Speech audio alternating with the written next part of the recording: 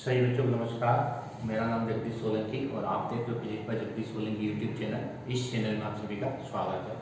बच्चा हम अभी केंद्रीय बल पढ़ेंगे, सेंट्रीपिटल फोर्स। सेंट्रीपिटल फोर्स अभी केंद्रीय बल क्या होता है, साथ में हम अभी केंद्रीय बल के साथ साथ हम अप केंद्रीय बल पढ़ेंगे। अप केंद्रीय बल, सेंट्रीफ्यूगल फोर्स, एक होता है सेंट्रीपिटल और एक होता है सेंट्रीफ्यूगल। अभी केंद्रीय बल और एक होता है अप केंद्रीय बल। तो दो तरह के बल आज हम वृत्तीय गति में पढ़ेंगे। तो सबसे पहले हम देखेंगे अभी केंद्रीय बल किसको कहते हैं, सेंट्रीपिटल फोर्स। मान लो कोई जब वस्तु वृत्ताकार मार्ग पर गति करती है, तरह से घूमती है, सर्कुलर मोशंस करती है, तो उस वस्तु की जो गति की जो डायरेक्शंस होती है, मोशन की जो डायरेक्शंस होती है, वो बार बार चेंज होती रहती है। जैसे अभी इधर जा रही है, अभी इधर जा रही है, अभी इधर जा रही है, अभी इधर जा रही है। ये जो डायरेक्शंस होती है क्या होती है, चेंज होती रहती है। कब? जब भी कोई वस्तु वृत्ताकार मार्ग पर गति करेगी तो उसकी वेग की जो दिशा होती है, यानी वेग का मान चेंज होता है। उस वेग के मान के चेंज होने से उसमें त्वरण उत्पन्न होता है। हमने पढ़ रखा है कि जो वेग में जो परिवर्तन होता है, उस परिवर्तन को ही हम त्वरण बोलते हैं। वेग में परिवर्तन की दर, जब समय के साथ वेग में परिवर्तन होता है, क्यों परिवर्तन होता है? क्योंकि उसकी दिशाएं बार बार चेंज होती है। तो दिशाएं बार बार चेंज होने के कारण से उसके वेग में परिवर्तन होता है। जैसे मान लो ये वस्तु यहाँ पे है, इसकी दिशा मान लो इसमें इस तरह से वेग की दिशा इधर है, स्पर्श वेग की दिशा में। यहाँ वस्तु यहाँ जाती है तो इसकी दिशा इधर है, यह वस्तु यहाँ आ जाती है तो इसकी दिशा इधर है, यहाँ वस्तु आ जाती है तो इसकी दिशा इधर है। यानी कहने का मतलब जब वस्तु वृत्ताकार मार्ग पर गति करती है तो उसकी दिशा बार बार चेंज होती है और उस चेंज होने के कारण से उसमें एक त्वरण उत्पन्न होता है। उस त्वरण को हम अभिकेंद्री या सेंट्रीपिटल एक्सेलरेशन कहते हैं। तो अब चूंकि त्वरण क्यों उत्पन्न हो रहा है, त्वरण इसलिए उत्पन्न हो रहा है कि कोई फोर्स लग रहा है, कोई बल लग रहा है सेंटर की ओर, सेंटर टुवर्ड द सेंटर एक फोर्स एक्टिंग हो रहा है। उस फोर्स के कारण से ही उसकी जो बल की जो दिशा होती है, यानी उसकी जो वेलोसिटी की डायरेक्शन होती है, बार बार सेंटर की ओर चेंज होती है। और वो सेंटर की ओर चेंज होने के कारण, सेंटर की ओर होने के कारण से इस फोर्स को हम सेंट्रीपिटल फोर्स कहते हैं या अभिकेंद्री बल कहते हैं। फिर इस फोर्स की जो डायरेक्शन हमेशा किधर होगी, सेंटर की ओर। क्यों? क्योंकि जिस डायरेक्शन में एक्सेलरेशन होता है, क्योंकि हमें फोर्स का फार्मूला पढ़ा था F=ma, जिस डायरेक्शन में एक्सेलरेशन होता है, त्वरण होता है, जो डायरेक्शन त्वरण की होती है वही डायरेक्शन फोर्स की भी होगी। यानी त्वरण हमेशा किधर लगता है, सेंटर की ओर। जो एक्सेलरेशन हमेशा सेंटर की होता है, इसका वेग में परिवर्तन हमेशा सेंटर की होता है, केंद्र की ओर होता है। इसलिए केंद्र की ओर होने के कारण से इस त्वरण को हम अभिकेंद्री त्वरण कहते हैं, सेंट्रीपिटल एक्सेलरेशन कहते हैं। और फोर्स जो हमेशा किधर लगेगा, सेंटर की ओर लगेगा, सेंटर की ओर, सेंटर की ओर, सेंटर की ओर लगेगा। तो फोर्स भी हम सेंटर की ओर लगता है और उस फोर्स को हम अभिकेंद्री बल या सेंट्रीपिटल फोर्स कहते हैं। तो जब भी कोई वस्तु वृत्ताकार मार्ग पर गति करती है, यानी सर्कुलर मोशन करती है, तो उसके केंद्र की ओर एक बल लगता है, यानी सेंटर की ओर एक फोर्स एक्ट होता है टुवर्ड द सेंटर, और उस बल को हम अभिकेंद्री बल या सेंट्रीपिटल फोर्स कहते हैं। तो सेंट्रीपिटल फोर्स किसको कहेंगे, अभिकेंद्री बल। जब भी कोई वस्तु वृत्ताकार मार्ग पर गति करेगी, गोल गोल घूमेगी, चक्कर लगाएगी, तो उस वस्तु के कारण से, जो घूम रहे उसके कारण से केंद्र की ओर एक बल लगेगा उस वस्तु पर, जिसके कारण से वृत्ताकार मार्ग पर घूमेगी, और उस बल को ही हम अभिकेंद्री बल कहते हैं। तो जब भी कोई वस्तु वृत्ताकार मार्ग पर गति करती है तो वस्तु के केंद्र, उसके केंद्र की ओर, जिस पृष्ठ पे घूम रही है उसके केंद्र की ओर एक बल लगता है। उस बल को हम अभिकेंद्री बल या सेंट्रीपिटल फोर्स के नाम से जानते हैं। जैसे यहाँ पे पता रखा, ये वस्तु घूम रही, इसकी डायरेक्शन बार बार चेंज हो रही, तो इसके केंद्र की ओर एक बल लगेगा, फोर्स लगेगा। फोर्स की डायरेक्शन हमेशा सेंटर की ओर होती है। जिस दिशा में त्वरण होता है, एक्सेलरेशन होता है, उसी डायरेक्शन में फोर्स भी होगा। फोर्स की डायरेक्शन भी अंदर की ओर होगी। जैसे यहाँ बता रखा, force force force force force, तो फोर्स की डायरेक्शन केंद्र की ओर होती है।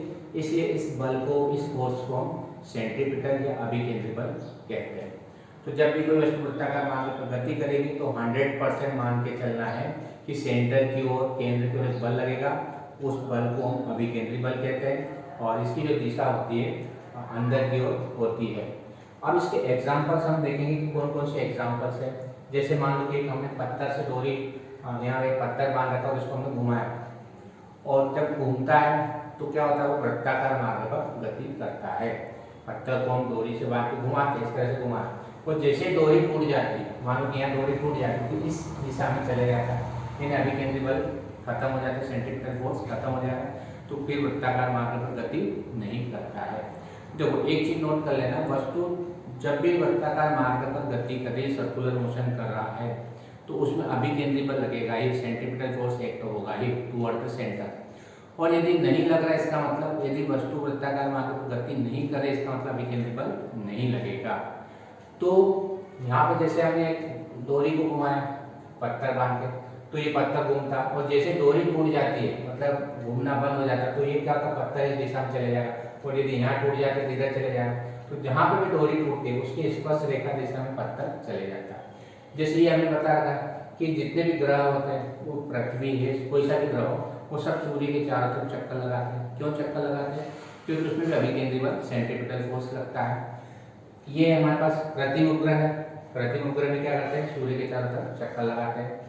और हमारे पास में जैसे इलेक्ट्रॉन नाभि के चारों तरफ चक्कर लगाते हैं, ये इलेक्ट्रॉन नाभि के चारों तरफ चक्कर लगाते हैं। तो ये जो चक्कर लगाने वाले जो होता है फोर्स, किसी भी ऑब्जेक्ट को, किसी बॉडी को क्या करता है, circular motion path per revolution करवाता, घुमाता, उसको चक्कर लगाता है, उस घुमाने वाला बल ही क्या कहलाता है, अभिकेंद्री बल कहलाता है। चाहे पृथ्वी या अन्य ग्रह सूर्य के चक्कर लगाते हैं, प्लैनेट जितने भी है वो सन के चारों तरफ हम क्या करते हैं, रिवोल्यूशंस करते हैं, वो भी सेंट्रीपिटल फोर्स अभिकेंद्री बल के कारण चक्कर लगाते हैं। इलेक्ट्रॉन नाभिक के चारों इसी बल के कारण से चक्कर लगाते हैं। और हमारे पास में कोई भी सर्कुलर पाथ यदि है तो उस पर गति करवाने वाला, मोशन करवाने वाला ये फोर्स होगा, सर्कुलर मोशन करवाने के लिए जो फोर्स लगता है उसी को हम अभिकेंद्री बल कहते हैं। अब मान लो कि ये जो अभिकेंद्री बल ये कोई नया बल नहीं है, ध्यान रखें, कोई नया फोर्स नहीं है, ये रिजल्टेंट फोर्स होता है जो सेंटर की ओर लगता है, कोई नया बल नहीं है। जैसे मान लो कि ये रस्सी से हमने इसको घुमाया, तो रस्सी में क्या होगा, टेंशन होगा, तनाव होगा, रस्सी तनी हुई होती है, उस तनाव बल के कारण ही क्या होती है, वो घूमती है। यानी यहाँ पर सेंट्रीपिटल फोर्स क्या होता है, अभिकेंद्री बल वस्तु की जो तनाव होता है, टेंशन, रस्सी का तनाव, वो तनाव बल ही उसका अभिकेंद्री बल कहलाता है। यानी अभिकेंद्री बल क्या है, एक कोई नया बल नहीं है, ध्यान रखना, ये सेंटर की ओर लगने वाला नेट फोर्स होता है, रिजल्टेंट। अब चाहे तनाव बल हो सकता है, टेंशन फोर्स हो सकता है, या यहाँ पे जैसे ये वस्तु चक्कर लगा रही, पिंड, ये प्लैनेट्स चक्कर लगा रहे, ग्रह चक्कर लगा रहे, उपग्रह चक्कर लगा रहे, तो ये क्या होता है, ये भी आकर्षण बल है, अट्रैक्टिव फोर्स होते हैं। दोनों के आकर्षण बल के कारण से क्या होती है, वस्तुएं घूमती है। तो यहाँ अभिकेंद्री बल किसके कारण से मिला अपने को, अट्रैक्शन फोर्स, आकर्षण बल के कारण से मिला। यहाँ पर अभिकेंद्री बल किसके कारण से मिला, टेंशन के कारण से, तनाव के कारण से मिला, जो रस्सी तनी हुई रहती, टेंशन, उसके कारण से वस्तु घूमती है। यानी कहने का मतलब ये हुआ कि अभिकेंद्री बल कोई नया बल नहीं है, जो हमने पढ़ रखे बल, टेंशन बल है, आकर्षण बल है, और जो जैसे इलेक्ट्रॉन नाभिक के चारों ओर आकर्षित करते थे भी आकर्षण बल है। तो यहाँ पे हमें एक साइकिल बता रखी है कि मान लो कि साइकिल सवार है, और यहाँ पर यदि मान लो कोई कीचड़ लग जाता है साइकिल के पहिए के ऊपर, तो जब तक उसका फ्रैक्शन है पकड़ के रखता है तब तक तो ठीक है, और यदि फ्रैक्शन कम हो जाएगा, घर्षण कम हो जाएगा, तो क्या हुआ, छिटक के दूर चले जाता है, यानी ऊपर कपड़े इसके खराब कर देता है। तो फ्रैक्शन भी एक तरह से क्या करता है, फोर्स ही, वो सेंट्रीपिटल फोर्स के लिए जिम्मेदार होगा, उसके लिए उत्तरदायी होगा, रिस्पॉन्सिबल होगा। तो कहने का मतलब जैसे मोड़ पे हम कार को घुमाते हैं, तो वहाँ पे वृत्ताकार मार्ग होता है, सर्कुलर मोशंस होती है, तो वहाँ पे भी क्या होता है, वहाँ पे भी फ्रैक्शन फोर्स लगता है। यदि फ्रैक्शन फोर्स नहीं होगा तो सेंट्रीपिटल फोर्स भी नहीं होगा, अभिकेंद्री बल भी नहीं होगा, फिसल जाएगी गाड़ी, चक्कर ही नहीं लगाएगी। यानी कहने का मतलब ये हुआ कि अभिकेंद्री बल कोई बल नहीं है, ये दूसरे बल के कारण से प्राप्त हुआ। जैसे यहाँ घर्षण बल के कारण से मिला, फ्रैक्शन फोर्स के कारण से मिला, यहाँ पे फ्रैक्शन फोर्स के कारण से, यहाँ अट्रैक्शन फोर्स लगता है, गुरुत्वाकर्षण बल उसके कारण से मिलता है, केंद्र की ओर, सेंटर की ओर लगता है। बस ये ध्यान रखना कि ये बल हमेशा केंद्र की ओर लगता है, centre, toward the centre, net force है, हमेशा केंद्र की ओर लगने वाला बल केंद्रीय बल या अभिकेंद्री बल कहलाएगा। चाहे आकर्षण के कारण से लगता हो, या फिर फ्रैक्शन के कारण से, घर्षण के कारण से लग रहा हो, यहाँ भी घर्षण के कारण से फ्रैक्शन, यदि घर्षण है तो चिपक के रहेगा, यदि घर्षण खत्म हो गया तो क्या होगा, कीचड़ साइकिल से दूर छिटक जाएगा, उस वृत्ताकार मार्ग पर गति नहीं करेगा। तो इस तरह से अपने को ध्यान रखना है कि ये बल जो होता है, यहाँ रस्सी में टेंशन खत्म हो गया, टेंशन बल नहीं है, तनाव बल नहीं है, तो क्या गति करेगी, क्या उसको नहीं करेगी वृत्ताकार। तो इसमें टेंशन के कारण से उसको अभिकेंद्री बल मिलता है। इसमें आकर्षण के कारण से उसको अभिकेंद्री बल मिलता है। यदि आकर्षण बल हो, टेंशन बल हो या फ्रिक्शन बल हो, फोर्स हो, इनके कारण से ही अभिकेंद्री बल प्राप्त होता है। मतलब वो रिजल्टेंट सेंटर की ओर फोर्स होता है, उसी को सेंट्रीपिटल फोर्स कहते हैं। ये चीज नोट कर लेंगे। अब इसमें एक इसका फार्मूला अपन देखें अभिकेंद्री बल का, तो फोर्स इक्वल टू होता है mass into acceleration, F equal to m है। बल बराबर द्रव्यमान गुणित त्वरण, ये फार्मूला हमने पढ़ा। ये सेंट्रीपिटल फोर्स है जिसको अपन Fc से प्रदर्शित करते हैं, या AC एक्सेलरेशन AC, अभिकेंद्री त्वरण AC। और अभिकेंद्री त्वरण का सूत्र हमने पिछला वीडियो बना रखा है, mv²/r। अभिकेंद्री त्वरण का सूत्र mv²/r होता है। Fc इक्वल टू हो जाएगा m AC की जगह m AC की जगह सॉरी ये v²/r होता है, v²/r। इस तरह से अभिकेंद्री बल का सूत्र हो जाएगा mv²/r होता है। ये अभिकेंद्री त्वरण का सूत्र होता है v²/r, इसकी जगह v²/r रख देंगे तो अभिकेंद्री बल mv²/r। इसका मात्रक यदि अपन देखें तो इसका मात्रक न्यूटन होता है। अभिकेंद्री बल कोई सा बल हो, मात्रक न्यूटन होगा। तो यहाँ से यदि इसकी विमान निकालें तो द्रव्यमान का m, मास का m, वेग velocity lt-1 whole square upon radius l, radius की डायमेंशन l होती है ध्यान रखना, और वेलोसिटी lt-1 मास की है। इसको हम सॉल्व करते हैं m l² t-2 पावर नीचे उतार लेंगे अपॉन m, एक l से l कैंसिल हो जाएगा, तो फोर्स की डायमेंशन हो जाएगी mlt-2। इस तरह से अभिकेंद्री बल की विमा mlt-2, अभिकेंद्री बल का मात्रक न्यूटन, अभिकेंद्री बल का सूत्र formula F equal to mv²/r। तो अभिकेंद्री बल जब भी आए centripetal force F equal to mv²/r होगा। तो इस तरह से अभिकेंद्री बल क्या है, केंद्र की ओर लगने वाला बल होता है। किसी भी ऑब्जेक्ट को, किसी वस्तु को वृत्ताकार मार्ग पर सर्कुलर मोशन करवाने के लिए centre toward the centre force act होता है, उस फोर्स को हम सेंट्रीपिटल फोर्स या अभिकेंद्री बल कहते हैं। अब एक इसका उल्टा बल होता है जो अपकेंद्री बल होता है। अपकेंद्री मतलब जो सेंटर से बाहर की ओर लगता है, ये एक स्यूडो फोर्स होता है, छद्म बल जिसको, तो वास्तव में नहीं लगता लेकिन आभास होता है, एक्सपीरियंस होता है, इमेजिंग करते हैं। तो ये कब लगता है, जैसे मान लो कि झूले पर हम बैठे हैं, कोई झूला हमारे पास कोई झूला होता है, तो झूले पे जब अपन बैठते हैं तो झूले के जो झूला होता है बाहर की ओर फेंकाता है, बाहर की ओर जाने का प्रयास करता है। तो जब सेंटर से बाहर की ओर जब फोर्स लगता है तो उस बल को हम बोलते हैं अपकेंद्री बल कहते हैं, सेंट्रीफ्यूगल फोर्स। ये हमेशा ये सेंटर लगना, सेंट्रीपिटल इधर लगता है अंदर पे Fc, और सेंट्रीफ्यूगल Fg फोर्स इधर लगता है बाहर की। तो जब सेंटर से बाहर की ओर लगता है कोई बल, तो उस बल को हम अपकेंद्री बल कहेंगे, और जो सेंटर की ओर लगेगा उसको हम सेंट्रीपिटल या अभिकेंद्री बल कहते हैं। दोनों बलों की डायरेक्शन अपोजिट होती है।